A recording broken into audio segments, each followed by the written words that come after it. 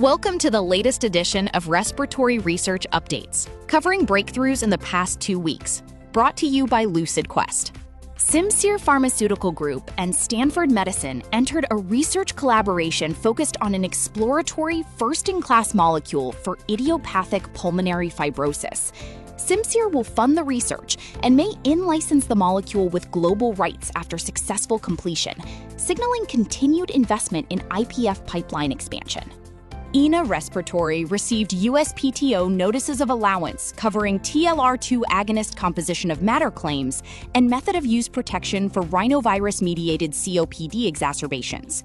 The allowances strengthen the patent estate around ENA 1051 and ENA's broader TLR agonist platform while its Phase 2 POSIT study continues. Health Canada approved GSK's Exdensur, or depemokimab, for severe asthma with an eosinophilic phenotype and chronic rhinosinusitis with nasal polyps. The approval was supported by the SWIFT and ANCHOR Phase 3 trials and introduces a twice-yearly biologic dosing option in Canada. Avalyn Pharma completed target enrollment of 375 patients in the global Phase 2b MIST trial of AP01, an inhaled pyrifenidone therapy for progressive pulmonary fibrosis. The randomized, double-blind, placebo-controlled trial will assess change from baseline in forced vital capacity at 52 weeks, with 12-month top-line data expected in the second half of 2027. Enanta Pharmaceuticals is advancing zelicapavir, an oral RSV N protein inhibitor with FDA Fast Track designation. The company plans a registrational Phase 2b/3 study in high-risk adults and a pediatric Phase 2b study, with top-line data from both studies expected in 2027. Kither Biotech completed a Phase 1 study of KIT 2014, an inhaled peptide therapy being developed for COPD, non-CF bronchiectasis, and cystic fibrosis.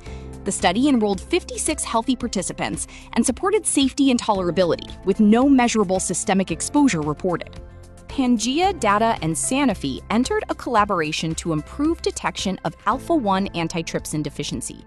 Pangaea will deploy a guideline-configured AI clinical decision support platform across U.S. health systems and low-resource community settings to help identify patients who may warrant AATD evaluation using existing EHR data. CalciMedica announced private placement financing of up to approximately $49 million in gross proceeds.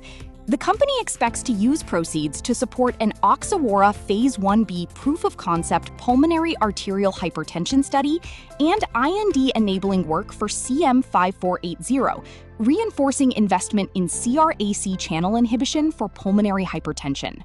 Stay ahead in respiratory research. Like, share, and subscribe for our updates. Visit www.lqventures.com or email us at info@lqventures.com for expert healthcare consulting. See you next time.